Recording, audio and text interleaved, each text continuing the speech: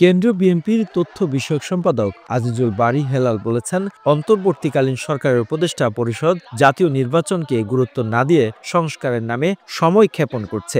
সংস্কার যদি করতেই হয় তাহলে এদেশের নির্বাচিত সরকার সংস্কার করবে। অন্তর্বর্তীকালীন সরকারের দায়িত্ব হলো সুষ্ঠু, অবাধ, গ্রহণযোগ্য নির্বাচন ব্যবস্থা করা। ৩১ দফা সংস্কার প্রস্তাব দিয়েছি এবং এও বলেছি যে ৩১ দফা সংস্কার প্রস্তাব কোন ধর্মগ্রন্থ না, যেটা পরিবর্তন করা যাবে না।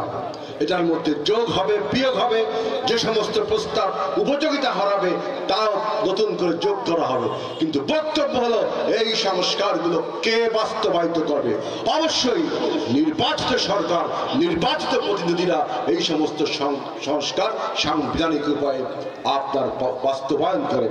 তিনি আরো বলেন, বাংলাদেশের নতুন দল গঠন হলে আমরা তাদেরকে স্বাগত জানাই, কিন্তু দল গঠনের নামে অন্তর্বর্তীকালীন সরকারে জাতীয় নির্বাচনকে পিছিয়ে দেওয়ার পায়তারা করলে তা মেনে নেওয়া হবে না। বিভিন্ন রাজনৈতিক দলের প্রতি আমাদের আহ্বান থাকবে, বৈষম্য বিরোধী ছাত্র সংগঠন, তাদের প্যারেন্ট অর্গানাইজেশন, নাগরিক কমিটি, আপনাদের কাছে আহ্বান থাকবে, নতুন দলকে আমরা অভিনন্দন জানাই, নতুন কোন রাজনৈতিক দলকে আমরা অভিনন্দন জানাই, অভিষিক্ত করি।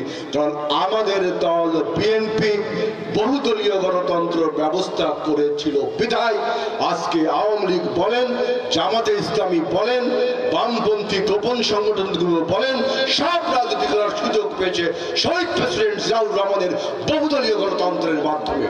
কাজদিয়া মডেল সরকারি প্রাথমিক বিদ্যালয় মাঠে রূপসার টিএসবি ইউনিয়ন বিএনপির আয়োজনে বিএনপির ভারপ্রাপ্ত চেয়ারম্যান তারেক রহমানের ৩১ দফার আলোকে সাম্য ও মানবিক সমাজ বিনির্মাণে সাম্প্রতিক সমাবেশ ও প্রধান অতিথির বক্তৃতায় এসব কথা বলেন তিনি। যেই পরাজিত ফ্যাসিবাদ মাফিয়াদেরকে পুনর্বাসন করবার জন্য কত রাজনৈতিক চক্রান্ত শুরু হয়েছে। সমাবেশে প্রধান বক্তা ছিলেন খুলনা জেলা বিএনপির আহ্বায়ক মনিরুজ্জামান মন্টু। বিশেষ বক্তা ছিলেন জেলা বিএনপির সিনিয়র যুগ্ম আহ্বায়ক অ্যাডভোকেট মুমরেজুল ইসলাম সহ জেলার সাবেক ও বর্তমান নেতাকর্মীরা। The news Bangladesh desk report.